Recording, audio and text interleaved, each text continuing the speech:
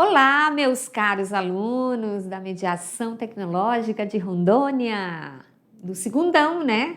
Olha só, já estamos na segunda unidade, né? E para tanto, hoje nós vamos falar de um assunto, né?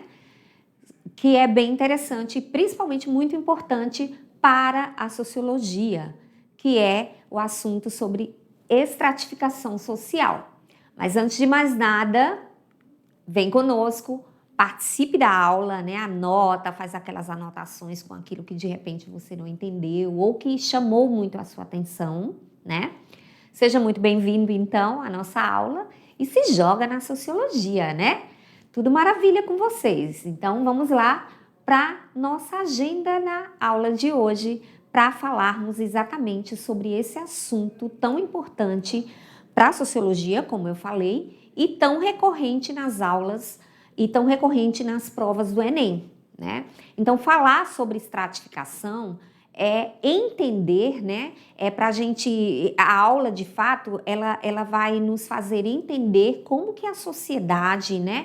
Ela possui dentro dela a sociedade capitalista e em todas as sociedades, de um modo geral, se tem uma sociedade estratificada. Então, a estratificação, de fato, ela é presente em todas as sociedades, seja de forma religiosa, seja de forma econômica, seja de forma política, mas ela apresenta dentro dela, dentro dessa sociedade, a estratificação são camadas, né, dentro da sociedade que dividem os indivíduos, né, entre aqueles que têm mais poder, aquele que tem mais renda, aquele que tem mais prestígio, aquele que tem mais status. E para tanto, para também a gente ter um embasamento teórico, né? A gente também, para a nossa aula de hoje, a gente convida dois clássicos que sempre estamos trazendo eles como convidados, né?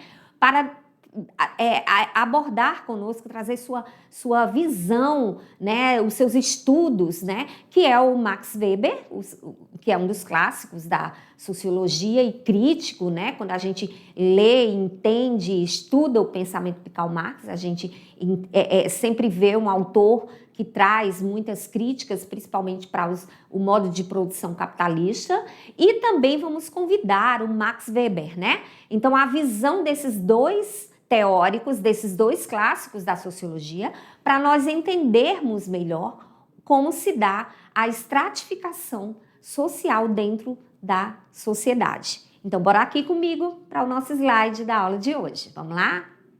Então, a gente vai falar aqui sobre a estratificação, a parte 2, né? Porque vocês já ouviram a introdução da parte 1 do que é uma sociedade de fato estratificada, né? Então, nós vamos ver as formas de estratificação. Opa, só um pouquinho aqui. Então, nós vamos ver aqui as formas de estratificação, né? Nós vamos ver como funciona o sistema de castas. Pergunta aí para o seu colega aí do lado se ele já ouviu falar sobre castas. Provavelmente, com certeza, vocês já ouviram falar sim. Até porque, né, vocês estão no segundo ano, a história também traz muito esse assunto, né, para falar da forma histórica da Índia, né, como que é a sociedade indiana, que é uma sociedade, basicamente, quando a gente fala em castas, a gente está falando da Índia, porque é onde é a mais conhecida, mas existe também outras sociedades que estão divididas em castas, né? Também vamos falar em estamentos, né? Para vocês entenderem o que é esses estamentos, classes sociais. Por que a sociedade, professora, é dividida em classes sociais? Classe A, B, C, D, né? Por que tem que existir isso? Por que existem essas desigualdades? A gente vai entender aqui. E como os teóricos, que é o que eu falei, o Marx, né? O teórico Marx, deixa eu só apagar aqui, que ficou feia essa letra, né? Olha só. Vamos apagar aqui, vamos voltar. Então, aqui, Marx, né, o Karl Marx e o Max Weber. Então, a gente vai ver a visão de classes sociais desses dois teóricos aqui. Pois bem, quando falamos em formas de estratificação, o que a gente tem que ter em mente importante é mostrar as três formas típicas dentro da estratificação, né? Porque vocês já tiveram uma aula introdutiva, a aula 13.1, ela foi uma aula introdutiva sobre estratificação social. E essa aqui vem agora mostrar quais são as 3 formas mais conhecidas e típicas dentro da estratificação social que subdivide as sociedades, né?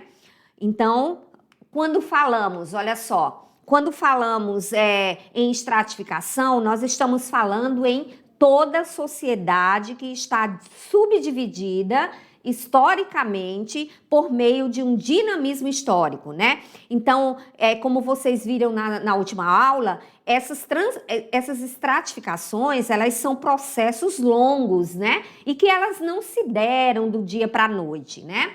Então, aqui, estratificação social e abaixo, que leva às desigualdades sociais. Como vimos, né, as 3 formas mais apresentadas e típicas de estratificação social são, né, o sistema de castas, que nós vamos falar especificamente da sociedade indiana, né, da Índia, estamentos, aí aqui a gente vai trazer principalmente durante o período da Idade Média, e a sociedade de classes, que é as sociedades capitalistas, né? Então, basicamente, sociedade moderna e contemporânea. Então, vamos lá entender como se dá essas formas de estratificação, né? Quando a gente fala que um país, que no nosso país ele está dividido em classes sociais, né? Nós dizemos que é um país estratificado, né? Portanto, a palavra estratificar significa, né, só para lembrar, dividir, né? Significa separar. E agora a gente vai ver a primeira delas. A primeira divisão, a primeira forma típica de estratificação social, que é o sistema de castas, né? Para a gente entender basicamente o que é esse sistema, né? Quando eu trago aí, ó, essa imagem, isso remete, né, a uma imagem, a uma pintura nas mãos das mulheres indianas, né, conhecidas como Mendi, o nome dessa pintura, né, e é uma prática muito antiga com significados culturais e religiosos muito profundos.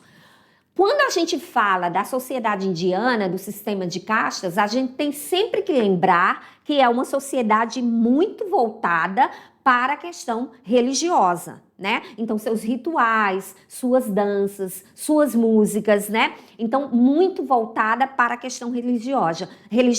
E muito mais importante, lembrar que o sistema de castas na Índia está voltado à sua divisão para explicar essas subdivisões dentro do sistema de castas da Índia através da questão religiosa. Então, essa pintura, né, elas geralmente são aplicadas em casamentos, né, nas mãos das noivas, né, que é uma pintura feita com rena, que ela simboliza a boa sorte, a beleza, a proteção e principalmente a alegria, né, daquele momento. Isso é geralmente feito nas mãos das noivas e visto como um símbolo de quê?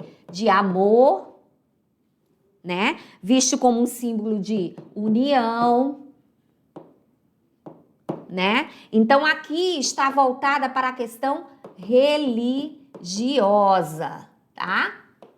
Então aqui a gente então vai entender exatamente o que são castas, né? Então as castas, olha só, elas constituem comunidades fechadas. Guardem bem isso, né? São comunidades fechadas e de compartilhamento de características sociais também hereditárias. Então, elas são fechadas e de compartilhamento de características sociais hereditárias, né? Então, aqui, ó, a gente vem ainda falando sobre isso. A hereditariedade é a base para a divisão dessa sociedade, sem qualquer possibilidade de ascensão social. Então, quando eu falo do sistema de castas da Índia, eu posso dizer que é um sistema estratificado, tá? Estratificado, olha só, fechado, tá? Guardem bem isso, que isso é muito importante para entender. Então, aqueles, olha só, que pertencem às castas inferiores não podem manter contato social com grupos superiores. Aí você está dizendo o seguinte agora, professora, eu não entendi muito bem isso aí. A gente vai entender daqui a pouquinho, quando eu mostrar como é feito essa divisão, né? Olha só, a Índia hoje, ela possui uma grande diversidade étnica, com diferentes grupos sociais dentro da Índia, né? E culturais também, o que contribuem para a complexidade de se falar das castas na Índia, de como estão essas divisões dentro dessa sociedade indiana, né? Então, a gente vai ver aqui, ó, o sistema de castas e de subcastas indiano existiu oficialmente durante milhares de anos, erguendo-se e sustentando-se a partir de uma hierarquia baseada em quê? Vamos ver aí. Na etnia, por quê? Porque na Índia possui muita diversidade étnica, com diferentes grupos sociais dentro da própria Índia, sociais e culturais, tá? O que contribuem principalmente para a complexidade da questão da cor na sociedade, né? Da religião também, né? Então, quando a gente lembra da religião, a gente precisa entender que o sistema de castas da Índia se baseia principalmente na questão religiosa. E daqui a pouco eu vou explicar mais claro como funciona essa questão. Por quê, né? Porque em linhas gerais, né? Explicar o sistema de castas na Índia é explicar exatamente a questão do hinduísmo, que é a religião oficial da Índia. Então, aqui eu vou colocar a religião hinduísta, tá? Que é a principal religião da Índia, tá? Os hinduístas, né, eles acreditam, né, que existe a reencarnação, né? As ações e as intenções das pessoas, o karma que eles chamam de uma pessoa em sua vida presente, ela determina sua próxima encarnação, tá? Então existe a pessoa sai de um karma, um bom karma para de uma vida melhor, né? E existe o bom karma e existe o mau karma, que é a vida inferior, né? Então, eles explicam que dentro do sistema de castas, existe as castas que têm um bom karma e existe as castas que são consideradas um mau karma, tá? Ou seja, aqueles que têm uma vida inferior, tá? Também a gente precisa entender a questão da cor na Índia, né? Então, quando a gente fala sobre essa questão da cor, né, a gente precisa entender que as ocupações, elas são divididas, né, dentro da Índia, principalmente em ocupações tradicionais e hereditárias, mas é bom entender que essa questão, quando a gente fala principalmente na questão étnica indiana, a gente precisa entender que a questão da cor dentro da sociedade é uma questão ainda muito complexa, né? Então, quanto mais embranquecido é a pessoa, então esses mais embranquecidos estão nas castas mais superiores. Também a hereditariedade, que é o que falamos, cada uma das castas, ela tem uma função social e uma ocupação específica dentro da sociedade, ou seja, de um modo geral, a teoria da ocupação é muito complexa. Então, as castas, elas são divididas em ocupações tradicionais e ocupações hereditárias, né? É o que falamos agora há pouco, a questão da ocupação. Então, no sistema de castas, o hinduísmo, olha só como colocamos lá, institui a regulação social pelo comportamento do indivíduo em uma vida anterior. Então, é exatamente, né, as castas, elas surgem a partir do corpo de um deus chamado Brahma, né? Então, aqui, as ações de uma pessoa, aqui, ó, né, elas vão determinar o comportamento e as intenções dessa pessoa. Então, o karma de uma pessoa em sua vida presente, ela determina sua próxima encarnação. Então, as castas, de fato, elas foram abolidas pela Constituição de 1949, que estabelece igualdade de todo cidadão perante a lei. Então, no papel, de fato, ela foi abolida em 1949, mas a gente tem que entender que ainda prevalecem essas relações de castas dentro da sociedade, nas áreas principalmente rurais e também no comportamento das pessoas mais idosas ou antigas, né? Então, essas formas de explicar as castas, elas constituem uma classificação de uma sociedade muito tradicional, rígida e fragmentada, tá? Vamos entender agora como se dá essa classificação do sistema de castas dentro da Índia, né? Através daqui digamos que aqui seja o corpo do deus Brahma, tá? Então, as castas, lembrando que é explicada essa estratificação dentro da sociedade indiana, através do sistema de castas, elas são explicadas pelo lado religioso, tá? Então, é bom entender isso aqui sobre a questão da estratificação dentro da sociedade indiana, tá? Especificamente a indiana e as sociedades de castas de um modo geral, né? A indiana que é a mais famosa, a mais conhecida, né? Então, aqui, essas formas de se explicar exatamente essas castas vai falar exatamente da questão de que elas surgem, as castas, a partir do corpo de um deus chamado Brahma. Então, aqui, o cabeça, as classes superiores, ela está na cabeça do deus Brahma. Quem são essas classes, né? Os Brahmas são consideradas as castas superiores, tá? Então, elas estão acima, são as que têm o poder religioso, que são os sacerdotes, que se chamavam Brahmas, porque representavam a classe mais alta da sociedade e se consideravam os nascidos da cabeça do deus Brahma. Olha só. Depois vem os kshatriyas, né? Os kshatriyas, eles eram os guerreiros com poder político, que significa os braços do deus Brahma. Então, também é considerada uma classe nobre que está abaixo da classe superior, daquelas classes que são a classe da cabeça do deus. Então, os kshatriyas, que significa os braços dessa classe social, dessa casta, né? Vamos dizer, não de classe social, mas de castas, que são os guerreiros com poder político. Depois vem as pernas do deus Brahma, né? Então, as pernas do deus Brahma, vocês veem que vai descendo aqui no corpo, né?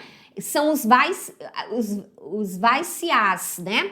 Que são quem? Que são os comerciantes, camponeses e artesãos. Então, depois vem os Sudras, né? Os Sudras, que são aqueles que estão aqui, ó, nos pés, que são os servos, né? Todos os servos estão dentro dessa classe que fica nos pés do deus Brahma. E, por fim, os que ficam abaixo de todo deus Brahma, ó, aqueles que estão abaixo da linha do deus Brahma, dos pés, né? Que são pisados de fato. São chamados dos párias. Eles eram os marginalizados dentro da sociedade de classes, né? E quando a gente fala nos marginalizados, a gente está falando exatamente daqueles que tinham, né? Esses aqui que tinham, são considerados os intocáveis, né? Então, eles são aqueles que exercem as piores funções que eles consideram as piores funções dentro da sociedade, né? Realizam os piores trabalhos, né? Por exemplo, como limpar esgotos, né? Como varrer a rua, por exemplo. Então, são considerados os intocáveis, as classes sujas, as classes que exercem as piores funções, os piores trabalhos dentro dessa sociedade, tá? E agora a gente vai falar, a gente então falou sobre o sistema de castas na Índia e, para tanto, nós agora vamos falar do sistema... Ah, tá. Voltando aqui ainda um pouquinho, ó. Voltando ainda sobre o sistema de castas, é bom a gente entender que é um modelo principalmente típico das sociedades tradicionais, tá? Eles são também chamados de endogâmicos, tá? Endogâmicos. Por que endogâmicos, professora? Porque eles só casam entre si, dentro das suas próprias classes. Ou seja, eles casam entre si e é passado essa questão de geração em geração. Então, são considerados grupos endogâmicos, né? A religião hinduísta, como falamos, é a principal religião e ela interfere diretamente na estrutura social dessa sociedade. Portanto, uma vez que o hinduísmo divide a sociedade em castas. Então, hinduísmo, castas, tá? Então, o sistema de castas está muito voltado para a questão da religiosidade. É hereditário, então é considerado uma sociedade fechada, porque ninguém consegue mudar de uma casta para outra. É basicamente impossível essa mudança acontecer, tá? Então, exatamente porque passa de pai para filho. Então, como eles casam tudo entre si, dentro da família, grupos endogâmicos, vai passando de pai para filho e fica ali mesmo dentro do próprio grupo. Então, eles não se misturam, tá? Eles não se misturam. Então, isso é muito importante entender, tá bom? E, por fim, é uma sociedade marcada por privilégios e também por deveres. Vamos falar, então, de estamentos, tá? Os estamentos, né, eles são conhecidos, ó, durante cerca de 10 séculos, a Europa Ocidental viveu o período denominado Idade Média. E vocês estudam isso muito bem nas aulas de história, né? Então, a sociedade estamental, elas são conhecidas como estamentos ou estados sociais. O que são isso, professora? São grupos sociais fechados, né? E separados por privilégios, tá? Então, são grupos aqui, ó, dentro da classe social, dentro da sociedade, ou melhor, dentro da sociedade, são grupos sociais, né? Estratificados, ou seja, separados, divididos, né? Então, ela possui uma estrutura, né? Essa sociedade estamental, ela possui uma estrutura extremamente hierarquizada, rígida e com estamentos superiores, tá? Estamentos superiores e inferiores, certo? Então, quando a gente pega aqui a pirâmide, vamos colocar assim, a pirâmide social dessa sociedade estratificada, estamental, a gente vai ver aqui que quem estava no topo da pirâmide? Aquele que tinha os maiores privilégios, que era o rei e o clero. Olha só a presença aqui dessas duas estratificações aqui, mostra exatamente que esses estamentos estavam aqui cheios, considerados as classes, né, os estados que tinham maior privilégio, tá? Então, ela possui essa estrutura social rígida e com exatamente esses estamentos divididos em superiores e inferiores. Também a classe da nobreza, que era composta por sacerdotes, né? ou melhor, era composta por guerreiros, por donos de terra, por nobreza, aqueles que tinham as terras, eram os donos das terras, né? Então, e por fim, quem estava na base dessa pirâmide eram os servos, aqueles que não tinham nada, trabalhavam nas terras do Senhor aqui, né? E em troca, esses aqui garantiam proteção a esses, né? Então, eles trabalhavam duro no campo, né? Então, ninguém poderia se opor a essa classe. Quem, de fato, se opusesse a essa classe, questionasse esse estamento, ele era punido severamente com castigos através do clero, né?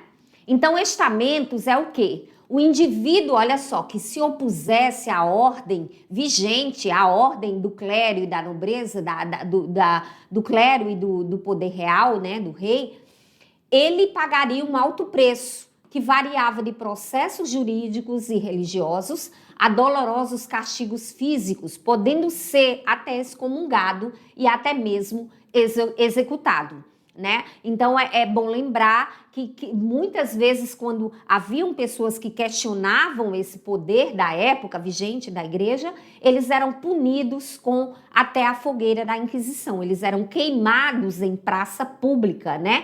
Para que as pessoas vissem que aquele que questionou estava sofrendo aquele castigo, aquela morte dolorosa, e que as pessoas mirassem naquele exemplo para não fazer o mesmo que aquela pessoa fez. Então, era um período extremamente severo quem questionasse essas classes estamentais superiores, né?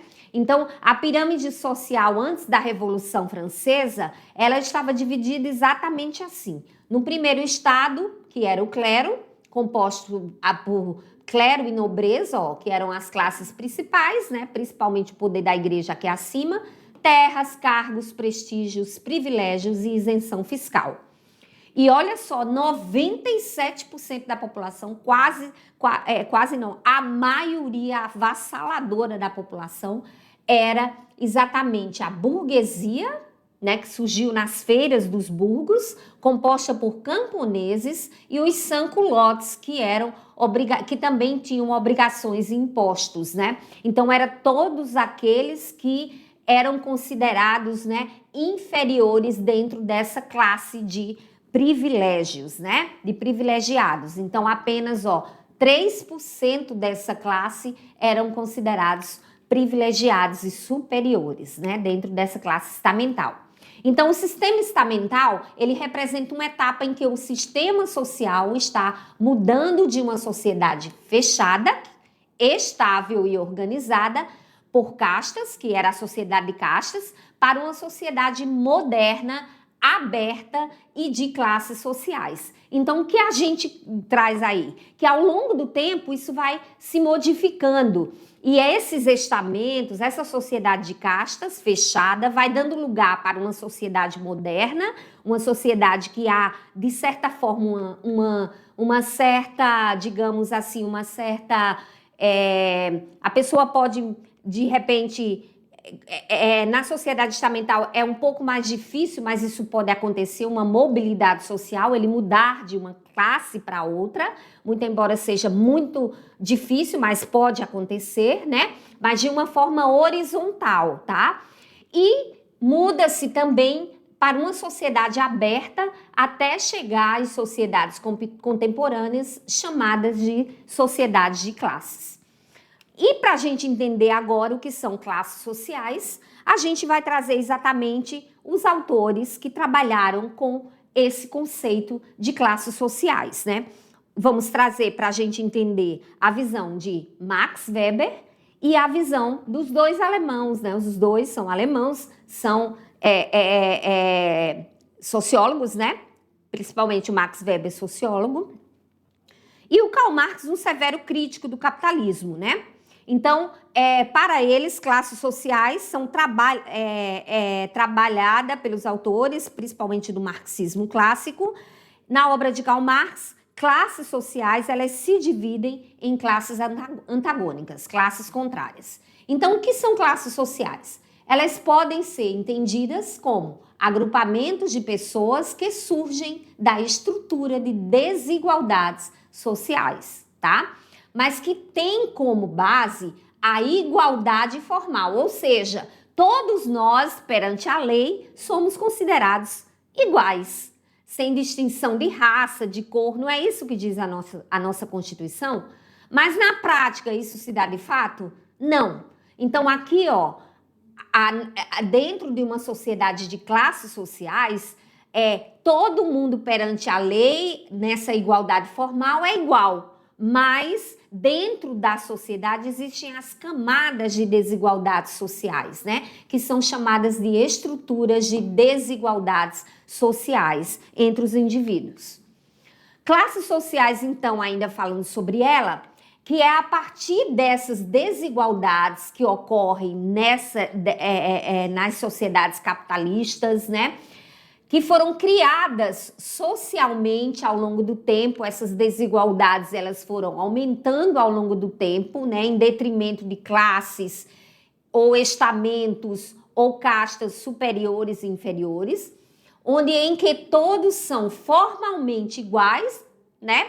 Ou seja, mais uma vez, juridicamente, pela Constituição, todos nós somos iguais perante a lei, mas que surgem as classes sociais dentro dessa sociedade, criando assim as desigualdades sociais.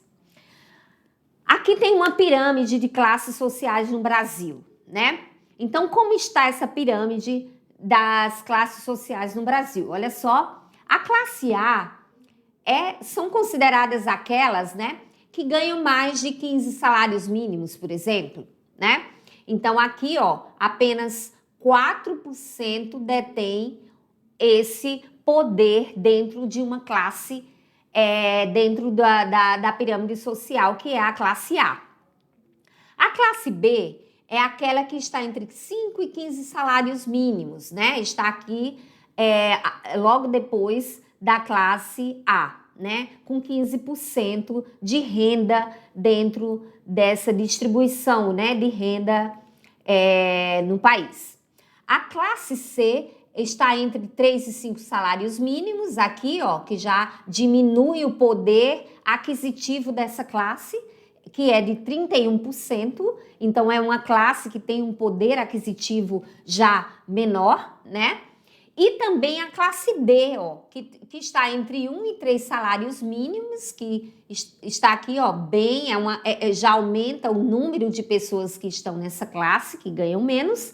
E a classe E, ó, que nem apresentei, a D e E que está aqui dentro, né, que também vai até um salário mínimo. E aqui ainda estão a classe dos vulneráveis em condição de vulnerabilidade social, que são aqueles que a gente chama, né, que o professor trouxe até na última aula, sobre que estão ali na linha da pobreza, né? Então, para entendermos, né, sobre classes sociais, a gente vai trazer agora a visão dos dois teóricos que nós falamos na introdução, né?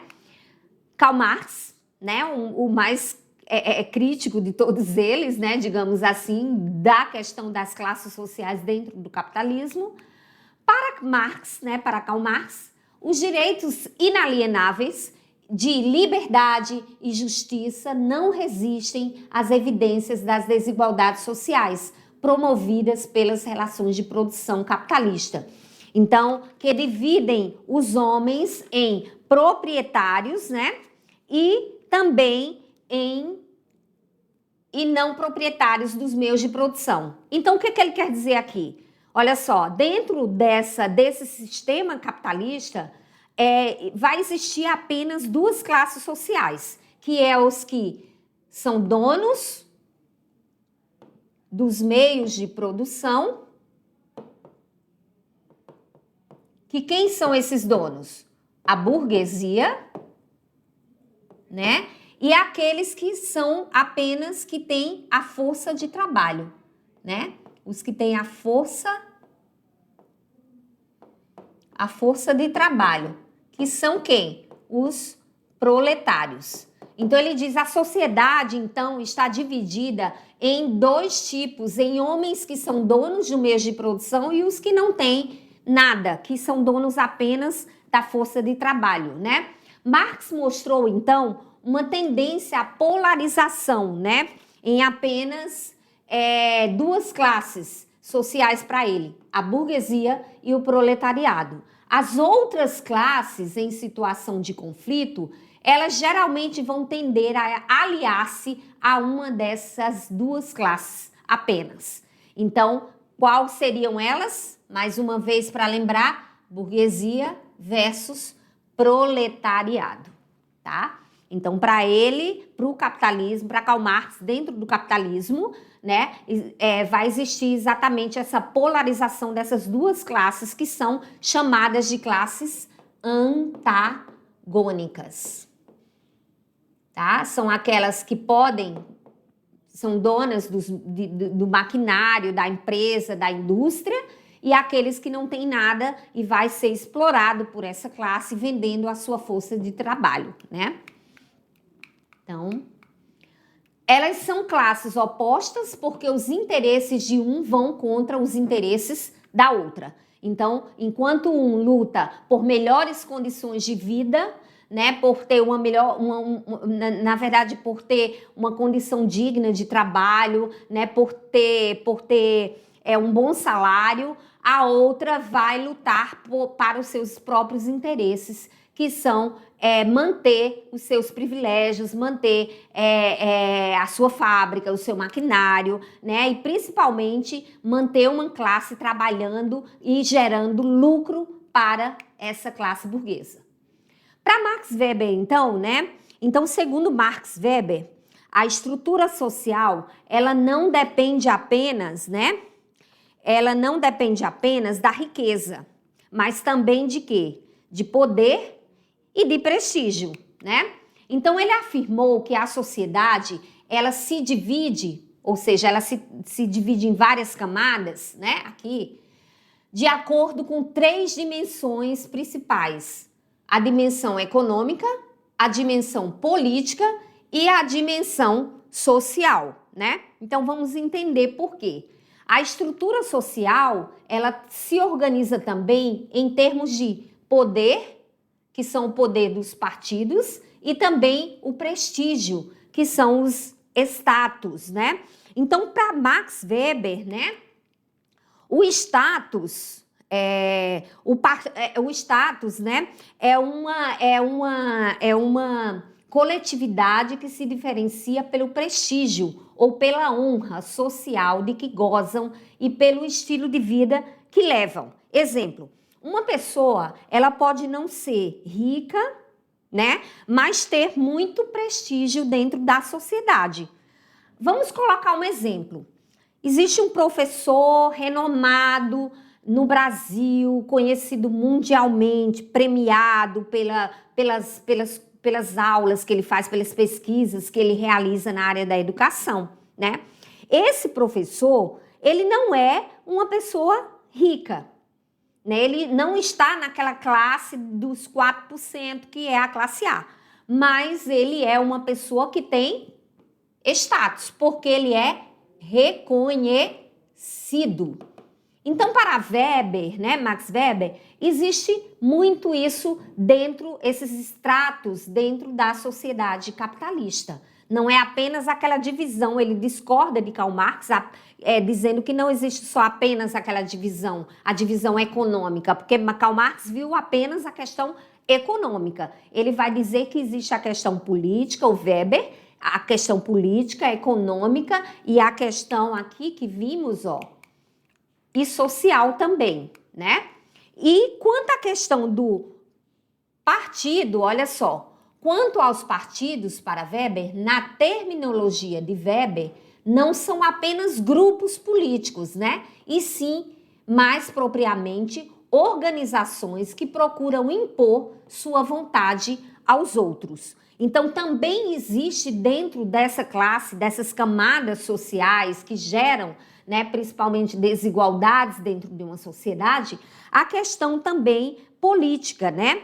a questão dos partidos, né? Que não são apenas, que são pessoas capazes de influenciar, de tomar decisões, que são principalmente os partidos políticos, né? Então, eles têm um poder através de lideranças, né, de manipular a população, fazendo com que elas creiam que as coisas são daquela forma, né, de que tudo tá bem. Então, existe aqueles que vão ter esse poder, né, esse poder principalmente de convencimento. Então, são os líderes, né, líderes políticos, tá? E, por fim, aqui estão, assim, as nossas referências. Então, a gente finaliza aqui a nossa aula falando, dando continuidade. A nossa aula de hoje foi aquela continuidade da aula 14.1, né?